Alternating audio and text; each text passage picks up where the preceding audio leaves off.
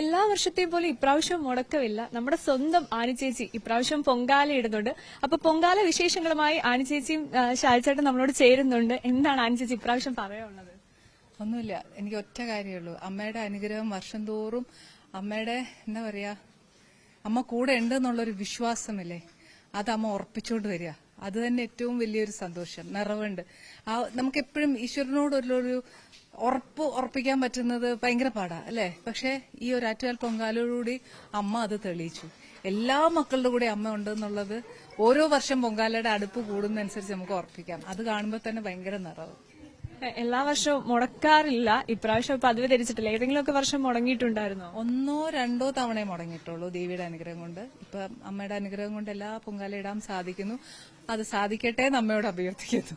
ബിനി ചേച്ചിനെ ഇപ്രാവശ്യം ആനിച്ചേച്ചിയാണ് കൂട്ടിക്കൊണ്ട് വന്ന് അമ്മയ്ക്ക് പൊങ്കാല അർപ്പിക്കുന്നതിനുള്ള നന്ദിയൊക്കെ പറഞ്ഞു. അതല്ല, ശരിക്കും ബീൻ ചേച്ചി കുറെ നാളുകൊണ്ട് പറയുന്നുണ്ടായിരുന്നു. പക്ഷെ ആ സാഹചര്യം ഒത്തു വന്നില്ല. പക്ഷെ ഇപ്രാവശ്യമാണ് അമ്മ അനുഗ്രഹിച്ചത്. ഇതെല്ലാം അമ്മയുടെ കയ്യിലുള്ള കാര്യമല്ലേ, നമ്മുടെ കയ്യിലുള്ളതല്ല. ഷാൽച്ചേട്ടൻ ഇങ്ങനെ ഒരു വലിയൊരു സപ്പോർട്ടായിട്ട് ഇങ്ങനെ ബാക്കിൽ തന്നെ മുഴുവനായിട്ട് ഇങ്ങനെ നിറ സാന്നിധ്യമായിട്ട് നിൽക്കുകയാണ്. എന്താണ് പറയുന്നത്? പിന്നെ ആര് സപ്പോർട്ട് ചെയ്യണം? എന്റെ വൈഫിനെ സപ്പോർട്ട് ചെയ്യണം, കുടുംബത്തിന്റെ സപ്പോർട്ട് ചെയ്യാൻ പറ്റുള്ളൂ. അപ്പൊ അത് കൂടെ ഒന്ന് സപ്പോർട്ട് ചെയ്യണ്ടേ? തീർച്ചയായിട്ടും, ഇല്ല ഉറപ്പായിട്ടും. പിന്നെ ഷാൽച്ചേട്ടൻ എന്താണ്? ഷാൽച്ചേട്ടനും മുടക്കാറില്ല? ഞാൻ മാക്സിമം മുടക്കാറില്ല, സപ്പോർട്ട് ചെയ്യും. പിന്നെ ഇല്ലാത്തപ്പോഴും ഞാൻ വിളിച്ചു പറയും. അങ്ങ് ഹൈദരാബാദിലേക്കാണെങ്കിൽ ഇവന് വരാൻ പറ്റാത്തതുകൊണ്ട് പിന്നെ ഞാൻ വരും. അങ്ങനെ 2-3 സ്ഥലത്ത് മിസ്സായിട്ടുണ്ട്.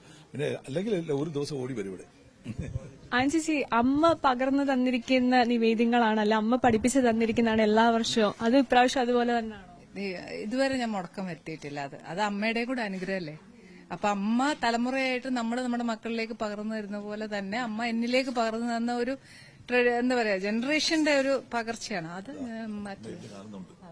അമ്മയുടെ നമുക്ക് ചിത്രം ഇവിടെ കാണാൻ വേണ്ടിയിട്ട് അമ്മയുടെ സർവ്വ അനുഗ്രഹങ്ങളോടും കൂടിയായിട്ടും.